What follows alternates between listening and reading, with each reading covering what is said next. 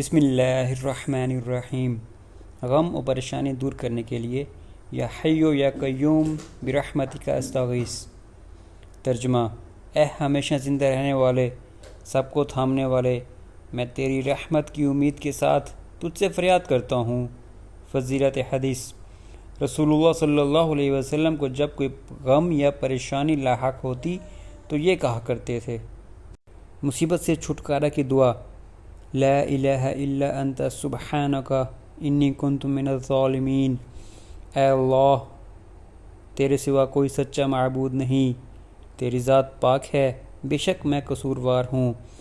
یہ دعا سیدنا یونس علیہ السلام نے مچھلی کے پیٹ میں کی، اللہ تعالیٰ نے قبول فرمائی۔ آپ صلی اللہ علیہ وسلم نے فرمایا، جس مسلمان نے بھی کسی مصیبت میں اس دعا سے اللہ تعالیٰ کو پکارا، اللہ تعالیٰ نے اس کی دعا ضرور قبول فرمائی ہے۔ تو میرے دوستو، ہمیں بھی چاہیے کہ جب بھی کوئی پریشانی یا مصیبت آئے تو ہمیں یہ دعا پڑھنی چاہیے۔ اللہ پاک ہم سب کو عمل کی توفیق عطا فرمائیں۔ آمین ثم آمین۔